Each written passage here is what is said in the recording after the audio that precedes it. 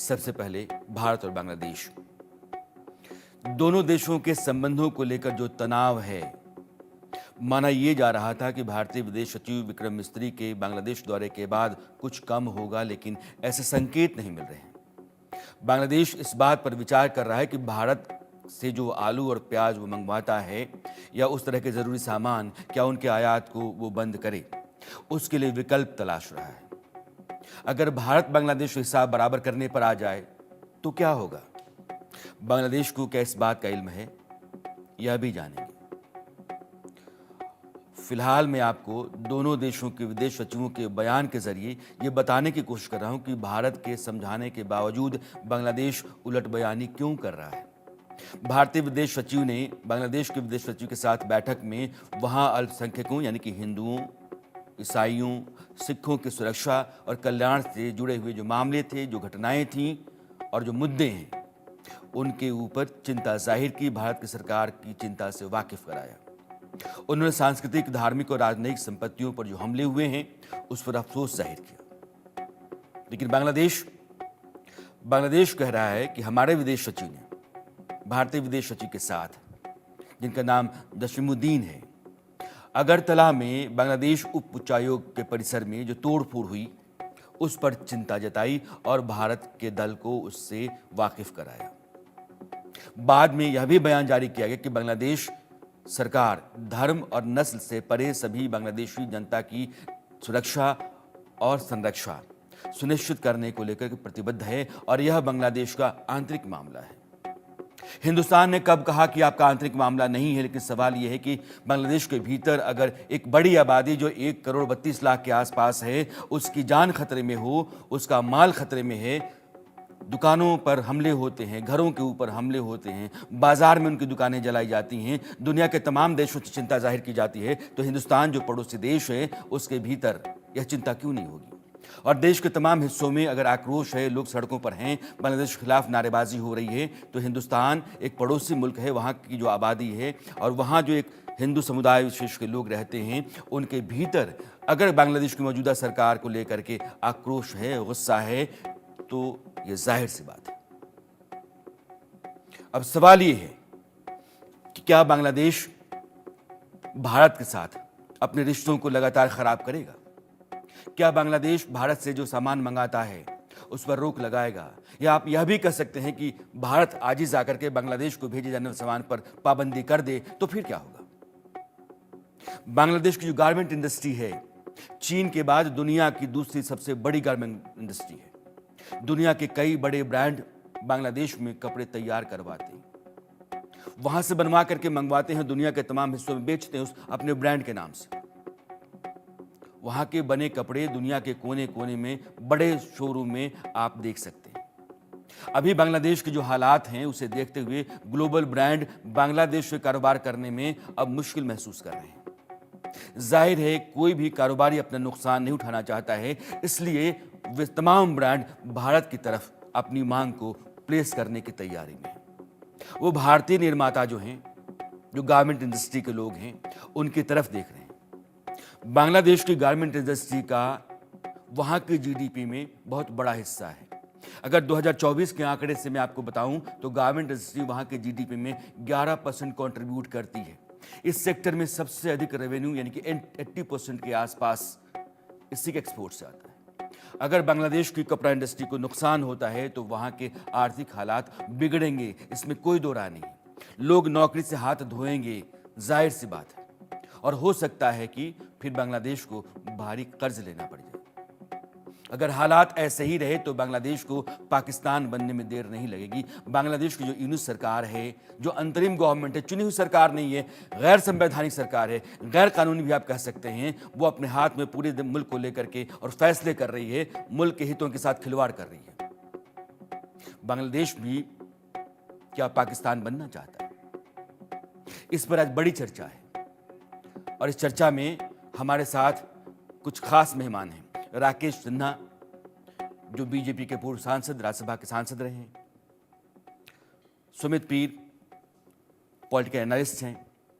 Major general ध्रुव Katoch, defence expert हैं। और doctor शरद कोहली, आर्थिक मामलों के आप जानकार हैं। और अशोक सज्जनहार साहब हैं और फॉर्मर डिप्लोमेट हैं। आप सबों का बहुत बहुत स्वागत है। सुमित, पहला सवाल मेरा आपसे है, ये जो बांग्लादेश को गुमान हो गया है कि हिंदुस्तान से आलू, प्याज, बाकी ज़रूरी सामान हम रोकते हैं तो हिंदुस्तान को नुकसान हो जाएगा। हिंदुस्तान 16 बिलियन के आसपास का ट्रेड है बांग्लादेश और हिंदुस्तान के बीच में। अगर हिंदुस्तान इस बात पर आमादा हो जाए कि बांग्लादेश को चलो सबक सिखा देते हैं तो फिर क्या हो सकता है? सबसे पहले तो राणा जी शो पे बुलाने के लिए धन्यवाद और साधुवाद।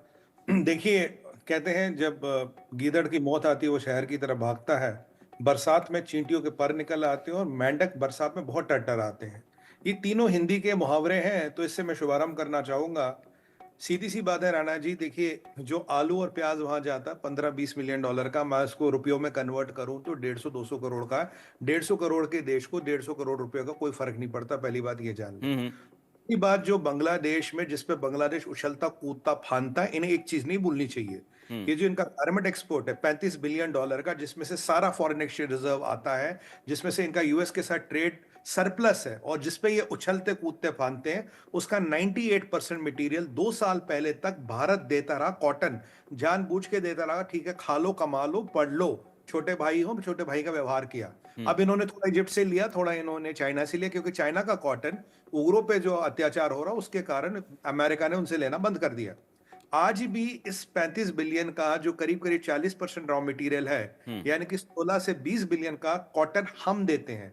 अगर आज हम वो कॉटन बंद कर ले तो इनके पूरा ये इंडस्ट्री ठप हो जाएगी। ऐसा तो है नहीं ना कि एक एक पैजामा बेचोगे, एक नहीं बेचोगे, टी शर्ट का एक पैर बेचोगे, दूसरा सर नहीं बेचोगे, you have to sell the full, पूरी कंसाइनमेंट बेचनी पड़ेगी ना। दूसरी बात आप देखिए, ये इंडस्ट्री भारत खुद अपने यहाँ डेवलप कर सकता, हमें इनकी कोई जरूरत, हम खुद कर सकते हैं। कॉटन इंडस्ट्री बाज़ाब्ता चलेगी और दुनिया हमारी तरफ देख रहा है। तीसरी बात, अगर इन्हें लगता है कि ये भारत की अर्थव्यवस्था में कोई डेंट ला पाएंगे, कुछ कर पाएंगे, इनकी औकात कुछ नहीं है सर, ये सपने देख रहे हैं। मैं आज आपके चैनल के माध्यम से दो चीजें कहूंगा। सबसे पहले, जो इनको हम इन्हें वीजा देते हैं ना यहाँ मेडिकल में इलाज कराने के, ये वीजा कर दिए जाए बंद। दवाइयां को एक्सपोर्ट बंद कर दो, और जो हमसे दवाइयां नहीं चाहिए ना, ले लो यूरोप से, ले लो अमेरिका से। जो दवाई हम तुम्हें 100 रुपए में देते हैं, वहां 1500 रुपए में मिलेगी। 10 से 15 गुना कीमत है यूरोप या अमेरिका से दवाइयां मंगाने की। ऐसी परिस्थिति में यूनिस क्या बेच के दवाइयां लाएगा? चाइना से कर्जा लेके दवाइयां मंगाइएगा क्या? जो दवाई हम देते हैं सर, 203 कंट्रियों में हमारी दवाई जाती है। दुनिया में सबसे बड़े दवाई के एक्सपोर्टर हम हैं, और सबसे बड़ा मार्केट है अमेरिका। अमेरिका में आने वाली 30 से 40% दवाई भारत से जाती है। अगर बांग्लादेश को इतनी तकलीफ है तो भारत से दवाइयों को इंपोर्ट बंद करो, भारत इलाज करने आना बंद कर दो, और मंगाओ अमेरिका और यूरोप से दवाइयां, और इलाज कराने अमेरिका और यूरोप जाओ, अगर तुम्हारी औकात हो तो। भारत आने ना, अगर भारत चाहे तो काफी कुछ मामला टाइट कर सकता। और मैं ये बता दूं, अगर इनको लगता कि हिंदुओं का नरसंहार करके यूनिस ये जो अटकेलियां खेलता है, ये जो हमें लोज लारे लप्पे देता है, ये ज्यादा दिन तक चलेंगे नहीं, चलने वाले सर। धैर्य की सीमा होती है और सत्य की हमेशा जीत होती है। हिंदू का शोषण प्रताड़न भारत नहीं होने देगा, ना होने दे सकता है, ना ठीक है होने दे। सुमित, ये कह रहे हैं कि अगर आपने दवाइयां रोक दी हैं, जो इलाज के लिए बांग्लादेश के लोग हिंदुस्तान में आते हैं मेडिकल वीजा पर, उनको रोक दिया, और कॉटन इंडस्ट्री में कॉटन भेजना आपने रोक दिया, तो फिर बांग्लादेश के लिए दिन में तारे दिखने लगेंगे। लेकिन मैं आपसे ये भी कहता हूं कि प्याज और आलू हिंदुस्तान से ट्रांसपोर्टेशन बहुत सस्ता है।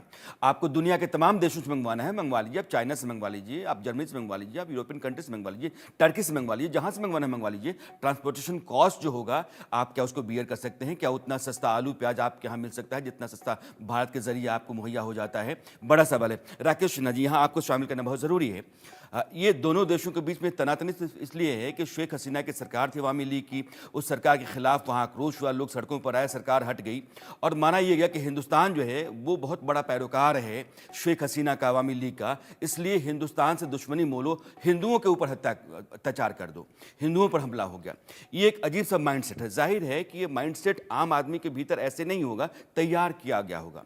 तो वहाँ जो एक तरीके से एक नई मानसिकता तैयार हो रही है, और मोहम्मद यूनुस की अगुवाई में यह बांग्लादेश को किधर ले जा रही है, और हिंदुस्तान के साथ संबंधों के समान होने की गुंजाइश आप देख भी पा रहे हैं या फिर नहीं?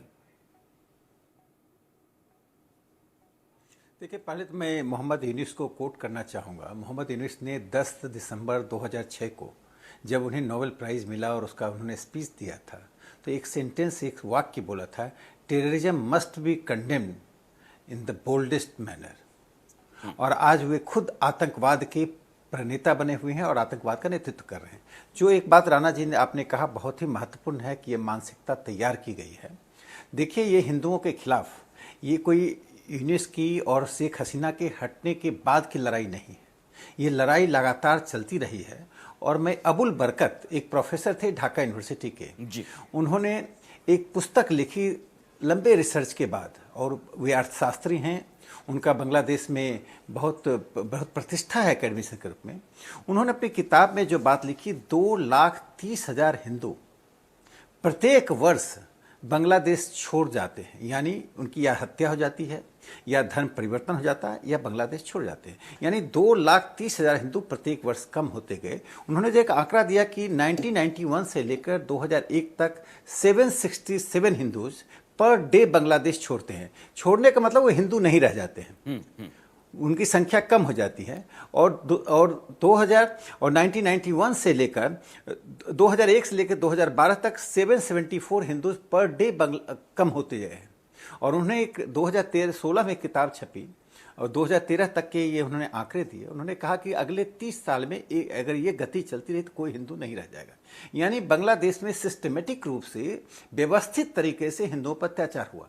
एक और महत्वपूर्ण बात है, लगभग 2.6 मिलियन लैंड यानी 26 लाख एकड़ जमीन हिंदुओं की जमीन कब्जा कर ली गई है एनिमी प्रॉपर्टी एक्ट 1965 के लॉ के तहत। जी, यह यानी कि बांग्लादेश में जो हिंदुओं पर अत्याचार है उसके पीछे इस्लामिक थॉट है।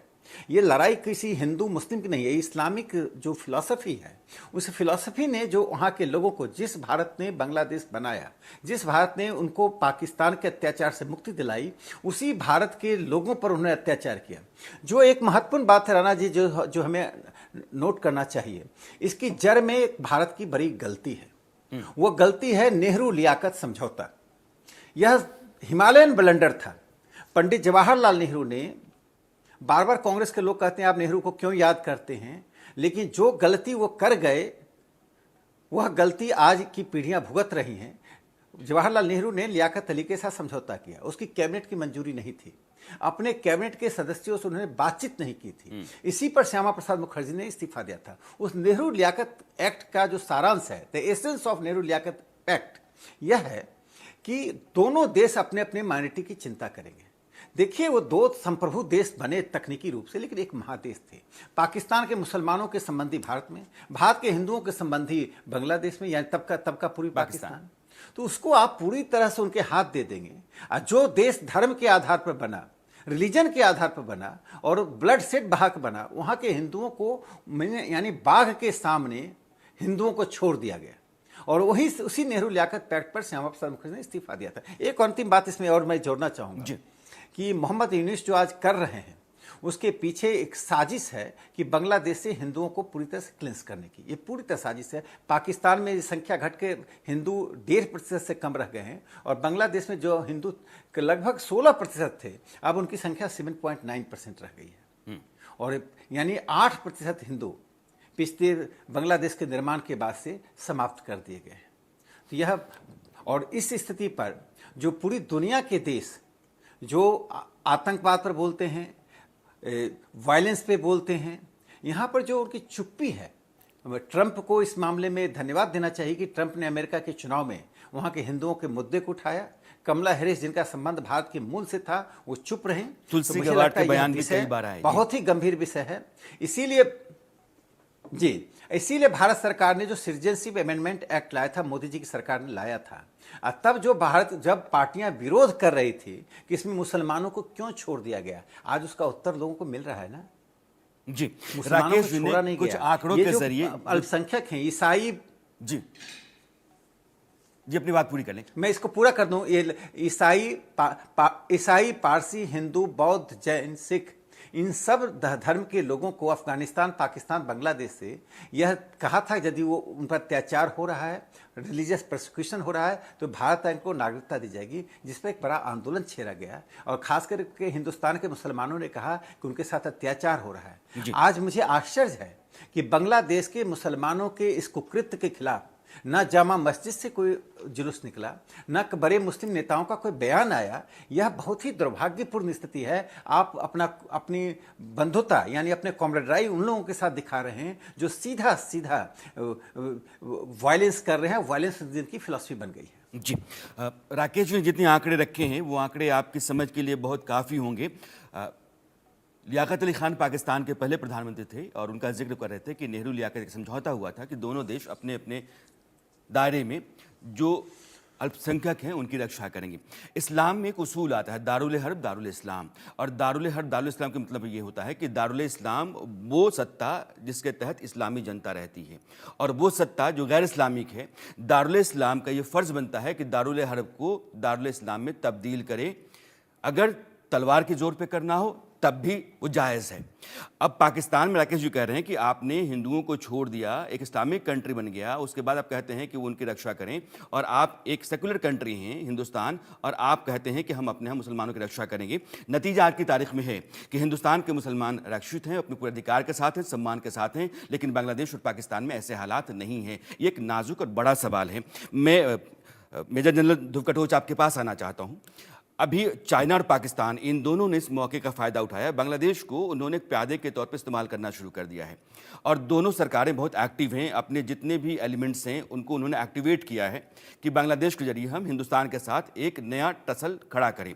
तो ना चाइना इन्वॉल्व होगा ना पाकिस्तान इन्वॉल्व होगा, लेकिन हमारे लिए एक प्रॉब्लम बढ़ेगी। अभी एक खबर मैंने पढ़ी कि वहाँ से जब शेख हसीना के ऊपर उनकी सरकार हटाने के लिए वहाँ विद्रोह हुआ, तो बहुत बड़ी तादाद में जेल से आतंकवादी भागे। उसमें 700 अब भी नहीं पकड़े गए हैं, और वो हिंदुस्तान में घुसने की फिराक में हैं। अब भी फिराक में है या हिंदुस्तान को घुसाने की फिराक में बांग्लादेश है। लेकिन अभी जो स्थितियां हैं उसको आप दोनों खासकर हिंदुस्तान की सुरक्षा के लिहाज से कैसे आंक रहे हैं? राणा जी धन्यवाद। देखिए, आपने कहा कि वो ये जो उग्रवादी थे जो बांग्लादेश की जेल में थे वो वहां से भाग गए हैं। ये बात सही नहीं है। वो भागे नहीं है, उनको छुड़ाया गया है। सरकार ने उनको जेल की जेल के तालों निकाल के उनको बाइज्जत बरी करा के उनको बाहर निकाला है, और उनको निकालने का एक ही मतलब है, इन्हीं उग्रवादियों को बांग्लादेश इस्तेमाल करेगी भारत के अंदर टेररिज्म फैलाने की, खास करके भारत के नॉर्थ ईस्ट में। इसमें तो कोई शक नहीं है।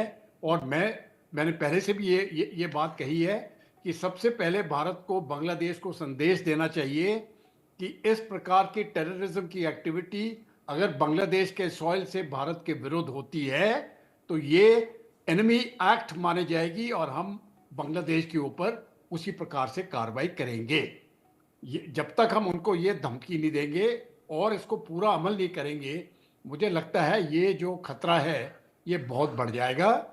और बहुत सालों के बाद हमने इंसर्जेंसी जो है अपने नॉर्थ ईस्ट स्टेट्स में खत्म कराई है। अभी ना के बराबर है वहां पर इंसर्जेंसी। ये दोबारा नहीं उठनी चाहिए। ये संदेश समझता हूं पहले जाना चाहिए। दूसरी बात आपने कही, क्या शुरू में आपने स्टेटमेंट दिया था, क्या बांग्लादेश पाकिस्तान बनने की कोशिश पाकिस्तान की तरह बन रहा है? ये भी बात मैं समझता हूं ये अभी पुरानी बात हो चुकी है। बांग्लादेश पाकिस्तान बनना नहीं चाहता है। बांग्लादेश पाकिस्तान बन चुका है। बात खत्म है ये। अभी देखिए, जब 1971 की लड़ाई हुई तो बांग्लादेशी जो वहां पर बांग्लादेशी ज्यादा करके मुस्लिम मेजॉरिटी स्टेट था, बांग्लादेशी के मुसलमान और हिंदू दोनों मिलके उन्होंने पाकिस्तान का विरोध किया है। वो विरोध क्यों किया? क्योंकि पाकिस्तान उस समय पर जो अपनी आइडेंटिटी बनाना चाहती थी, पाकिस्तान की Baloch identity, Punjab identity, Bengali identity, सब आइडेंटिटी खत्म कर रही थी ताकि एक इस्लामिक आइडेंटिटी बने। लेकिन बांग्लादेश ने इसका विरोध किया। उन्होंने कहा नहीं, हम बंगाली हैं, और वो अपनी भाषा के लिए और अपने कल्चर के लिए उन्होंने वो युद्ध छेड़ा जिससे कि उनको आज़ादी मिली। अब 53 इयर्स हो गए हैं। अब इंटरनली इनकी लड़ाई जो है वो इंटरनल लड़ाई है इस्लामियत फोर्सेस की, जो 1971 भी थे और अभी भी है, वो खत्म नहीं हुए थे। और इस समय पर ये इस्लामी फोर्सेस जो है उनकी जीत हुई है और बांग्लादेश के लोग जो अपना भाषा और कल्चर चाहते थे, मैं समझता हूं उनकी हार हो चुकी है। और कुछ ही सालों में हिंदुओं को तो मार ही देंगे, वो बंगाली भी वहां पर खत्म हो जाएगी, बंगाल का कल्चर है वो भी खत्म हो जाएगा। ये पूरी तरह से ये देश जो है ये इस्लामिक कैलिफेट की तरफ चल रहा है और ये बन जाएगा। ये जहां तक मोहम्मद यूनिस की बात करते हैं, जी देखिए यूनिस कौन है। जब 1971 की लड़ाई हुई तो यूनिस के भाई जो थे उन्होंने पाकिस्तान सेना का साथ दिया और अपने ही लोगों के साथ वो लड़े थे। जो बलात्कार हुआ उनमें शामिल थे, जो मर्डर्स हुए उनमें शामिल थे। उसके बाद जब शेख मुजीबुर रहमान की सत्ता बनी तो ट्रायल हुए और मोहम्मद यूनिस के भाई को गिल्टी पाया गया, लेकिन शेख मुजीबुर रहमान ने सबको माफी माफी दे दे दी दी। कि ठीक है जो जी। हुआ सो हुआ। मोहम्मद यूनिस उसी औलाद का है ये। देखिए उसके उसके खून में ही वही कट्टरपंथी है। बेशक जब उसको नोबेल प्राइज मिला तो उसने ठीक कहा ठीक टेररिज्म सर की सर कोई जगह नहीं ठीक है सर। सज्जनहार वो साहब, तो बोलने वाली बात हुई। ये मोहम्मद यूनुस जाहिर तौर पर यह है कि अमेरिका में जो मौजूदा सरकार है, जो डेमोक्रेट्स की सरकार है, उन सरकारों के समर्थन से ये आदमी आकर के सरकार में बैठा हुआ है। मोहम्मद यूनुस को आगे करना, वहाँ सरकार बनवाना, बांग्लादेश में एक सरकार को वहाँ से हटाना, ये अमेरिकी वेस्टेड इंटरेस्ट के चलते हैं, लेकिन जो अभी गवर्नमेंट है उसके चलते हैं। लेकिन जो आने वाली गवर्नमेंट है ट्रंप की, उस गवर्नमेंट ने सिग्नल देने शुरू कर दिए हैं कि बांग्लादेश के भीतर जो कुछ भी हो रहा है ठीक नहीं है। और वैसे भी ट्रंप ने यूनुस को लेकर के कई बार अपने बयान दिए हैं और उनकी नाराज़गी ट्रंप को लेकर के पहले से जग जाहिर है। अब सवाल यह है कि हिंदुस्तान के साथ अभी रिश्ते हैं, बांग्लादेश के भीतर से जो बयान आते हैं, वैसी पार्टियां जो सरकार में हैं या नेता हैं वो भारत के कपड़े या साड़ियां वहां जला रहे हैं, हम बंगाल ले लेंगे, असम ले लेंगे, उड़ीसा ले लेंगे, इस तरह के भड़काऊ बयान आ रहे हैं। यानी कि बांग्लादेश के भीतर जो माइंडसेट है उसको आपने पॉइजन कर दिया है। दूसरा, जो सरकार में बैठा हुआ आदमी है, एक नई सरकार जो अमेरिका की आ रही है वो उसको पसंद नहीं करती है। दुनिया में कई तरह के टसल्स हैं, मैं सीरिया, यूक्रेन, इजराइल, इस सब का जिक्र करता हूं।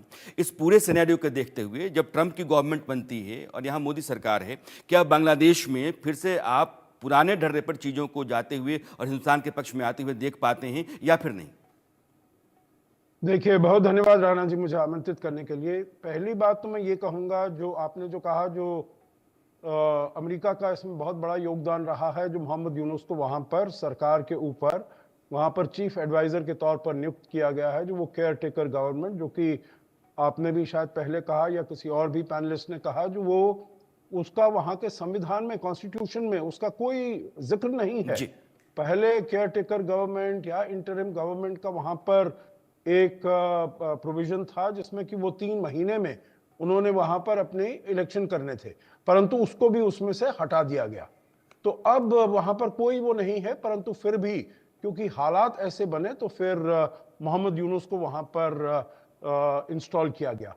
और उसमें मैं बिल्कुल समझता हूं जो अमेरिका का बहुत बड़ा योगदान रहा है। और आपने देखा होगा जो जैसे मोहम्मद यूनुस वहां पर गए थे सितंबर 2024 में यूएन जनरल असेंबली सेशन में, और कैसे उन्होंने अपने साथ 2 स्टूडेंट लीडर को ले गए थे और उन्होंने कहा जो ये बहुत समय से इसको प्लान कर रहे हैं, बड़ी मेटिकुलसली इन्होंने प्लान किया है जो वहां पर बदलाव हुआ है।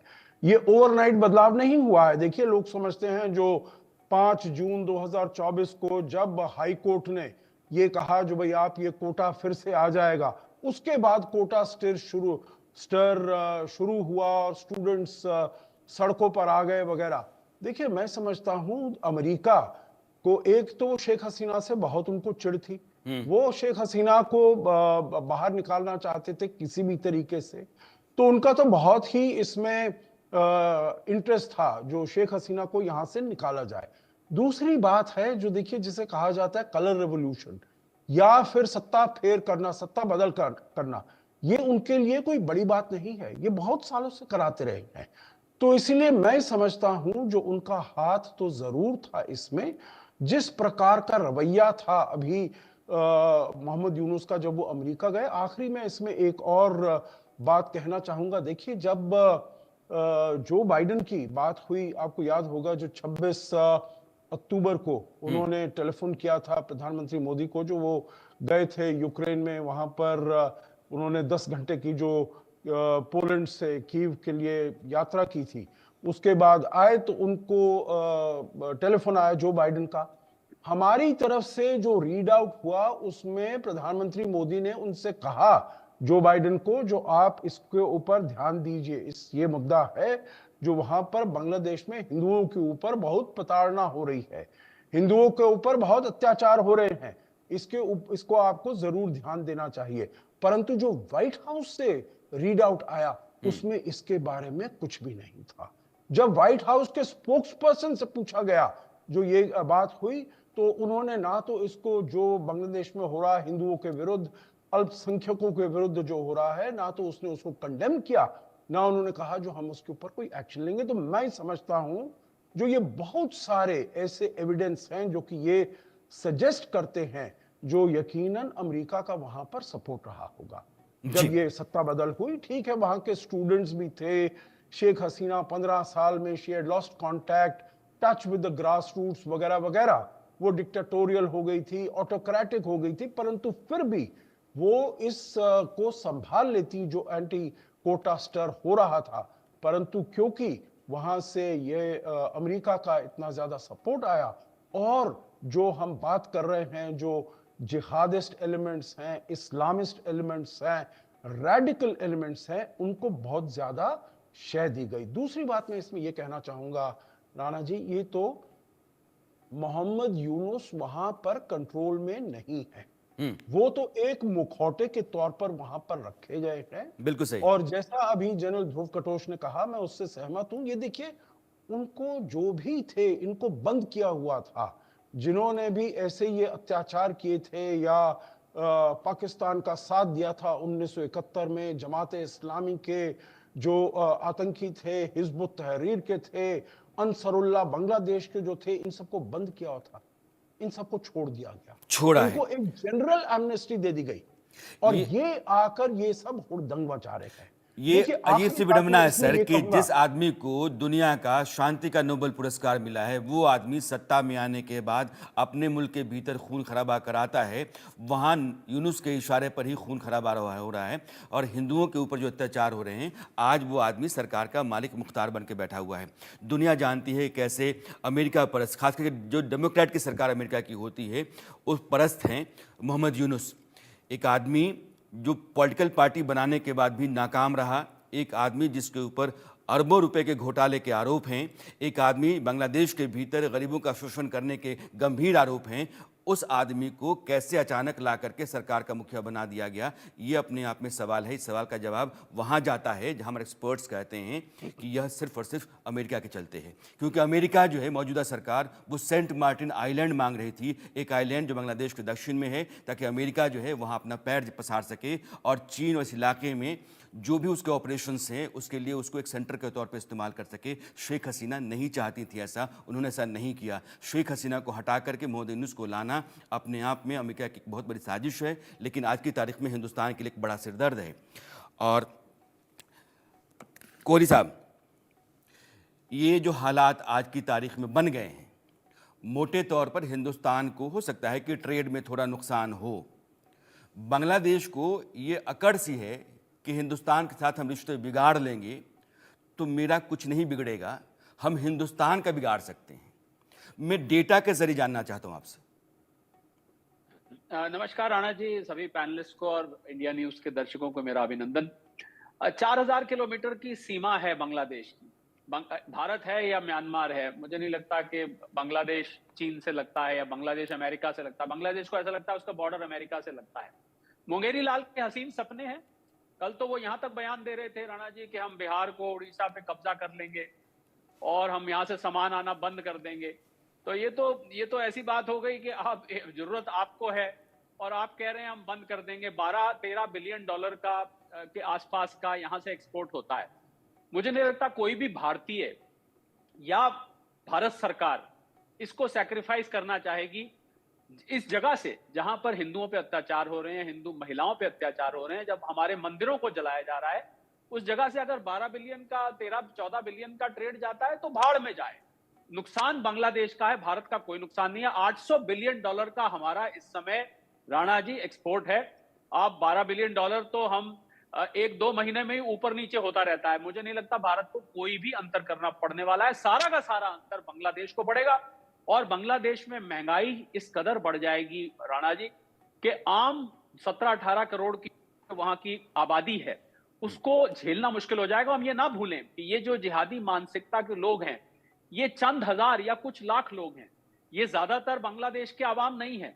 मुझे नहीं लगता इनको बांग्लादेश की आवाम की कोई परवाह है। ये कुछ नहीं परवाह करते, इनको सिर्फ अपना लक्ष्य सिद्ध करना है, इनको अपनी मानसिकता दिखानी है और ये बांग्लादेश को एक आर्थिक संकट में झोंक रहे हैं। कुछ हद तक तो झुक चुका है और बचा कुचा अब झुक जाएगा जैसे जैसे, क्योंकि ये जो विदेश सचिव वहां पर विजिट किया है, ये मुझे लगता है एक कदम है और इसके बाद भारत इकोनॉमिक सैंक्शन जिसको कहते हैं वो डेफिनेटली लगाएगा अगर ये थमता नहीं है। और अगर वो हो जाता है तो वहां पर इन्फ्लेशन कंट्रोल से बाहर हो जाएगी। उनके फॉरेन एक्सचेंज रिजर्व्स, कोई भी देश उनसे कपड़ा मंगाना नहीं चाहेगा। मैंने खुद बांग्लादेश के बाहर जाके कपड़े खरीदे हैं, उसकी एक जमाने में तारीफ करी है। लाखों के हिसाब से लोग उस इंडस्ट्री से जुड़े हुए हैं और हैरानी की बात, अंग्रेजी में एक शब्द होता है राणा जी जिसको हम बोलते हैं डाइकॉटमी। उसका अर्थ होता है, उसका अर्थ मैं आपको मोहम्मद यूनुस साहब से समझा देता हूं कि उनको जो नोबेल पुरस्कार मिला था 2006 में, मुझे याद है किस पे मिला था, उन्होंने ग्रामीण बैंक स्थापित किए थे, उन्होंने माइक्रो क्रेडिट और माइक्रो फाइनेंस लेके आए थे, महिलाओं को सशक्त किया था आर्थिक तौर पर और गरीबी के अगेंस्ट लड़ाई की थी। अब नोबेल पीस प्राइज क्या नोबेल रिवर्स पीस प्राइज होने वाला है, क्योंकि या तो ऐसे किसी पुरस्कार के लिए वो लड़ रहे हैं कि अब पीस को रिवर्स कर दो। ये चारों ही बात जिसके लिए उन्हें नोबेल पीस प्राइज मिला था, ये चारों ही बात इस हिंसा से बिल्कुल उलट होने वाली है। गरीबी बढ़ेगी, महिलाओं के ऊपर अत्याचार हो रहा है, माइक्रो क्रेडिट में उनके लोन वापस आना बंद हो जाएंगे, लोन सारे मर जाएंगे, खासकर उन लोगों को दिया है जो जो उन्होंने काम किया था एक, उस सबको वो उलट के रख रहे हैं। मुझे लगता है जो नोबेल पीस फाउंडेशन की जो पूरी की पूरी मैनेजमेंट है, उनको इस पे विचार करना चाहिए कि जिन लोगों को ये पुरस्कार दिया गया है उनका आचरण आगे जाके कैसा है। अगर उनका आचरण ऐसे रहता है, इस पुरस्कार को वापस ले लिया जाना चाहिए। जहां तक आर्थिक तौर की बात है, भारत को इतना सा भी संकोच नहीं होगा। अगर हम आंकड़ों की बात करें, अपने एक्सपोर्ट्स को वहां पर रोकने में आलू, टमाटर, प्याज 6000 आइटम्स की लिस्ट है राणा जी, जो भारत से वहां जाता है। दवाइयों से लेके आलू टमाटर तक, कपड़ों से लेके फार्मास्यूटिकल तक, बहुत लंबी फेहरिस्त है, वहां पर माल जाता है। कैसे वो लोग गुजारा करेंगे? और क्या वहां के जो ये मानसिकता वाले लोग हैं, उन्होंने इस पे तनिक भी चिंतन किया है? डॉक्टर शरद इसका कोहली जवाब ने है, एक इसका लाइन जवाब में है ना। बांग्लादेश को मैसेज दे दिया है कि $800 बिलियन का हिंदुस्तान का कारोबार है। अगर $16 बिलियन या 14-15 बिलियन ऊपर नीचे हो जाता है, हिंदुस्तान को फर्क नहीं पड़ेगा, लेकिन बांग्लादेश की सेहत पर बहुत बड़ा अंतर आ जाएगा या उस पर उसका असर हो जाएगा। राकेश जी, एक सवाल मेरा है, दुनिया के जितने भी इस्लामिक कंट्रीज़ हैं उनके भीतर माइनॉरिटी का जी पाना, रह पाना बड़ा मुश्किल है। पाकिस्तान, आज की तारीख में बांग्लादेश, सीरिया, लेबनान, लीबिया, ये जितने देश हैं, गज़ा, फ़िलिस्तीन, मैं सबको शामिल करता हूँ। मैं टर्की और इंडोनेशिया को अलग रखता हूँ, इन देशों को रखने का कारण भी है, आप समझ रहे हैं। लेकिन अगर ये ऐसे देश हो जाते हैं जो खून खराबे में रहते हैं, सिर्फ वो इस्लाम के रास्ते पर, शरीयत के रास्ते पर चलने वाले हैं, उसका झंडा लेकर चलते हैं, आतंकवादियों की पनाहगाह बन जाते हैं और एक से एक बड़े आतंकवादी पैदा हो जाते हैं। जिस रास्ते पर इस्लाम को ला करके खड़ा किया जा रहा है स्टेट्स के जरिए, ये धर्मगुरु होते हैं तो बात अलग है, लेकिन स्टेट्स में जब इस्लाम आ जाता है तो वो इंसानियत के लिए ख़तरनाक हो जाता है। बांग्लादेश में मुझे लगता है कि इंसानियत के लिए ख़तरनाक जगह होता चला जा रहा है। देखिए, एक बात साफ है, इसमें कोई अपराध बोध नहीं होना चाहिए कि लड़ाई दो राज्यों के बीच नहीं है, दो दर्शन के बीच में है। और जब तक उस दर्शन के बारे में पूरी दुनिया विमर्श नहीं करके पीपल टू पीपल रिलेशनशिप नहीं बनाएगी, इसका मुकाबला करना कठिन होगा। मैं एक बताना चाहता हूँ, आज यूनुस तो विलेन हैं ही इस पूरी घटना में, लेकिन अफ़गानिस्तान में 7 लाख हिंदू होते थे 1970 में। वो आज अफ़गानिस्तान में हिंदुओं की संख्या 50 से कम रह गई है अफ़गानिस्तान में। पाकिस्तान की स्थिति आपने देख लिया, बांग्लादेश की स्थिति आप देख रहे हैं। जिस बांग्लादेश का राष्ट्रगान रविंद्रनाथ टैगोर जी का लिखा हुआ मार सुनार बांग्ला है, वह बांग्लादेश ने संस्कृति को दफना दिया और सांप्रदायिकता को आगे बढ़ा दिया। वस्तुतः धर्म की जो भूमिका इस्लाम में है, और वह धर्म जो लोगों की मानसिकता तैयार करती है कि इस्लाम के अतिरिक्त कोई भी धर्म है तो उसका अस्तित्व मिटाने की बात करती है, तर्क नहीं करती है, तथ्य से बात नहीं करती है, तलवार से बात करती है। जो काम मिडिवल एज में बख्तियार खिलजी करता था वही काम आज यूनिस कर रहे हैं, वही काम आज पाकिस्तान में हो रहा है, वही काम अफगानिस्तान में हो रहा है। तो साफ जाहिर है कि भारत के मुसलमानों को यहाँ एक चुनौती इस प्रकार की कि पूरी दुनिया को एक संदेश देने के लिए भारत के मुसलमान जो लंबे समय से हिंदुओं के साथ, हिंदू दर्शन के साथ रह रहे हैं, उनको एक नई रोशनी दिखाने का अवसर था और अवसर है। क्या वे ऐसा कर पाएंगे? लेकिन मेरा एक और सवाल है राणा जी, आप इस पर एक महत्वपूर्ण डिबेट कर रहे हैं, लेकिन आप पूछिए इस देश के अगर इतनी ही संख्या में क्रिश्चियन या मुसलमान किसी देश में मारे जाते तो भारत में कितनी बड़ी डिबेट होती। जो एक बड़ा इंटेलेक्चुअल ग्रुप 47 से लेकर आज तक खड़ा हुआ, जिनका दबदबा था, जो ओपिनियन इंडस्ट्री को डोमिनेट करते रहे, उनमें से एक व्यक्ति का नाम बताइए जिसका दिल दहला हो, जिसने कोई एक लेख लिखा हो, जिसने इस पर कोई बयान दिया हो। भारत की जो राजनीतिक पार्टियां हैं, जो मुख्यतः भारतीय जनता पार्टी को छोड़ दिया जाए तो बाकी राजनीतिक पार्टियों की स्थिति देखिए, किसी पार्टी ने कोई बैठक बुला के कोई प्रस्ताव पारित किया हो। जब हम ही नेहरू लियाकत पैक्ट के साथ चल रहे हैं, जब यहाँ की राजनीतिक पार्टियां अभी भी नेहरू के उस भूत के साथ चल रही हैं, तो एक हिंदू को अनाथ छोड़ दिया गया है। आज जो सबसे महत्वपूर्ण पक्ष है कि इस्लामिक दर्शन में जो ऐसी बातें हैं जो कि गैर इस्लामिक लोगों के अस्तित्व पर सवाल उठाती, इस पर पुनर्विचार की जरूरत है, जिसको हम कहते हैं पूरी दुनिया में ईसाइयों में मिडिवल एज में रिफॉर्मेशन आया, उनमें रिनासा आया, भारत में लगातार धर्म के बीच में सुधार का चल रहा है। तो इस सुधार की पद्धति को लाना ही होगा। इसके बिना इस्लाम और गैर इस्लामिक के बीच में जितने हम लेख लिख लें, जितना हम अच्छी बात कर दें, एमिटी की बात कर लें, लेकिन बुनियाद ही जब कमज़ोर होगी तो कभी भी उसका जो बना हुआ भवन होगा मजबूत नहीं हो सकता है। ये जो समन्वय की, सौहार्द की, मित्रता की बात होती है वो गलत साबित होती है। ये चुने हुए चुप्पियां और चुने हुए विरोध ये खतरनाक होते हैं और आपके चेहरे से नकाब उतारते रहते हैं, और ये हमारे देश के भीतर लगातार होने लगा है। राकेश जी का सवाल बहुत वाजिब है कि अगर ईसाइयों के ऊपर, मुसलमानों के ऊपर किसी दूसरे मुल्क में इस तरह के हमले हो रहे होते तो क्या हिंदुस्तान के भीतर जो सो कॉल्ड लिबरल्स हैं वो ऐसे ही चुप रहते? क्या वो लेख नहीं लिखते, वो यहाँ के डिबेट्स में हिस्सा नहीं लेते, या फिर उनकी ज़ुबान ऐसे ही गांठी रहती जैसी आज की तारीख में गांठी हुई है? सुमित, ये एक खतरनाक स्थिति है हिंदुस्तान के भीतर भी कि आप एक जेन्युइन राइट के लिए अपनी आवाज़ नहीं उठाते हैं और आप इस बात का इंतज़ार करते हैं कि आपके मनमाफिक का मसला कब आ जाए। जी देखिए राणा जी, अगर सीधी सी बात की जाए, पहले एक बात हिंदुओं को बहुत क्लियरली समझनी चाहिए। इतिहास गवाह, आपने अफगानिस्तान की बात की, अपने पाकिस्तान की, अपने बांग्लादेश की बात की, जिस धरती पे हिंदुओं की जनसंख्या कम हुई है वो धरती का हिस्सा हिंदुओं के पास नहीं रहता है। ये बिल्कुल क्लियर और डायरेक्ट बात है। ये अफगानिस्तान में हो चुका, पाकिस्तान में हो रहा, बांग्लादेश में इसकी शुरुआत लगभग हो चुकी है। हिंदू पॉपुलेशन यहाँ 8% घटी है, मुसलमान आबादी 40% बढ़ी है। कब? आजादी के बाद। और आज भी सत्य ये है, आज भी हम पॉलिटिकली करेक्ट होना चाहते हैं, आज भी हम डायरेक्ट बात नहीं करते, आज भी हम घुमा फिरा के बात करते हैं। क्योंकि कहीं ना कहीं ये एक माना जाना गया है कि अगर हिंदू के साथ कुछ शोषण प्रताड़न भी हो रहा वो ठीक है, वो चलता है। दुनिया भर में ब्लैक लाइव्स हुआ तो दुनिया भर में हंगामा हुआ, दुनिया भर में कहीं, ये देखिए जो गाजा में हिजबुल्ला और इजराइल की लड़ाई हो रही है, हमास या इजराइल की लड़ाई हुई है, इसमें अमेरिका की यूनिवर्सिटियों पे प्रतिबंध हो रहा है। सर, अमेरिका की मैं क्लास नहीं चलने दे रहे, पर बांग्लादेश में हिंदुओं का शोषण प्रताड़न हो रहा। मैं मानता हूं। मुझे बताइए कौन से ऐसे 5 आवाजें आई पूरे भारत से जहां भारत का मुसलमान जमीन पे आया और बोला नहीं, बांग्लादेश के मुसलमान जो तू कर रहा है तूने गलत किया, ये भारत के सिपाहियों ने तुम्हें लिबरेट कराया, तुम्हें पाकिस्तान के जिहादियों से बचाया। नहीं बोलेंगे ऐसा, कोई कुछ नहीं बोल रहा, सब चुप्पी साधे हुए। संभल में एक घटना हो जाए पूरा हाहाकार मचता है, टीवी स्टूडियो में आप जानते हैं क्या होता है। बट जब बांग्लादेश में 1.8 करोड़ हिंदुओं की जानो माल का सवाल होता है, हिंदू बहु बेटियों का बलात्कार होता है। और एक आपको मैं राणा जी किस्सा सुनाना चाहता हूं। एक हमारी हिंदू महिला काफी सारे लोगों को नौकरी देती थी, उनको रहने का मकान देती थी।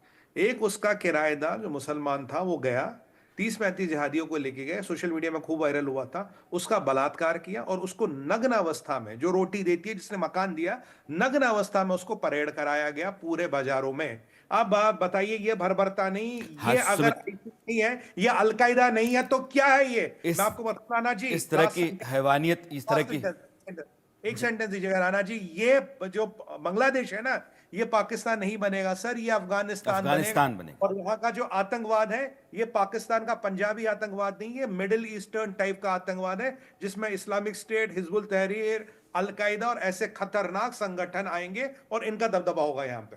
सुमित, मेरे पास वक्त इतना ही था, इसलिए मैं अपने सभी मेहमानों का शुक्रिया अदा करना चाहता हूं जुड़ने के लिए और अपनी अपनी बातें रखने के लिए। मुझे लगता है कि हमारे दर्शकों को यह बात समझ में आई होगी कि आज की तारीख में बांग्लादेश अगर एक बड़ी बीमारी के तौर पे, मैं संकट नहीं कह रहा हूँ, एक बड़ी बीमारी के तौर पर है, क्योंकि मानसिकता वहाँ की जो है वो इस्लामिक होती जा रही है, जहरीली। इस्लामिक का मतलब इस्लाम इन ट्रू सेंस नहीं, इस्लाम का इंटरप्रिटेशन जिस तरीके से मौलाना करते हैं, मुल्ला करते हैं, उस लिहाज से वो एक जहरीला मुल्क हो गया है, एक बीमार देश हो गया है। उस बीमार देश का इलाज क्या है, आने वाले वक्त में यह भी तय होना है। बहुत बहुत शुक्रिया सर आप लोगों का। Thank you, thanks lot sir.